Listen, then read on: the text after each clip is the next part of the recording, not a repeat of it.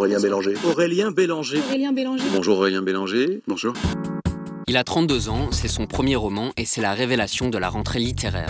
Sur 500 pages, la théorie de l'information d'Aurélien Bélanger retrace l'histoire de la révolution numérique de ces 30 dernières années.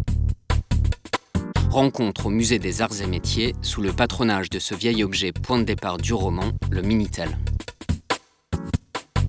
Les objets technologiques condensent une histoire géniale qu'on peut raconter et ils arrivent sous leur coque de plastique fini, etc.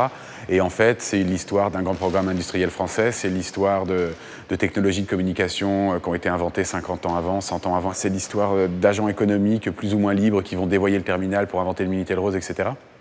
Donc du coup, en gros, en ouvrant cette espèce de boîte, j'avais une histoire gigantesque, quoi. C'est un truc que je savais en tant que lecteur de Balzac, etc. C'est que les objets techniques, enfin les objets en général, sont des bons personnages romanesques, quoi. Fresque médiatico-métaphysique, la théorie de l'information est l'histoire de Pascal Ertanger, pionnier de la révolution informatique qui deviendra milliardaire, directement inspiré de Xavier Niel, le fondateur de Free. Mais le roman a aussi une portée scientifique. Son titre est un clin d'œil aux travaux du mathématicien Claude Shannon. Attention, explication pour public averti. J'avais entendu parler de Claude Shannon il y a longtemps dans mes études de philosophie et on me l'avait plus ou moins présenté dans des cours d'épistémo comme le découvreur d'une nouvelle valeur physique qui était l'information et qui allait servir de paradigme ensuite pour refonder énormément de sciences scientifiques.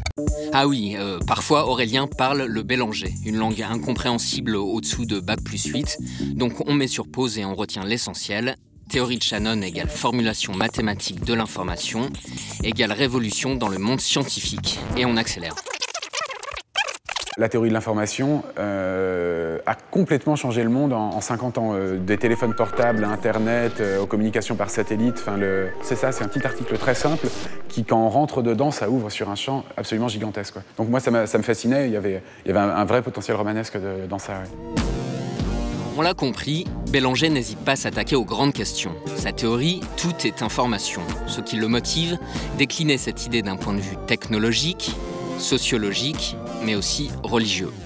Je me suis amusé en fait à retracer l'histoire de Pascal Ertanger, le héros de la théorie de l'information, comme le parcours d'un premier chrétien qui va vivre une conversion, etc., vers un monde radicalement nouveau. En gros, faire de Pascal Ertanger le premier croyant de cette religion un peu informe, qui est le singularisme. Le singularisme, c'est des gens qui pensent quasiment aux prophètes, qu'on va vivre d'ici 40 ou 50 ans à ce qu'on appelle la singularité technologique, un point irréversible du progrès technique, où les machines vont prendre l'ascendant sur l'homme, où il y aura une fusion.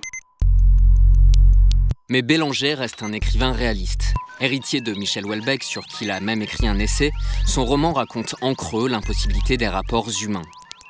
Et pourtant, pour un écrivain à la pointe de la technologie, quand on part à la recherche de son téléphone dernier cri... C'est un téléphone en forme d'huître qui s'ouvre comme ça.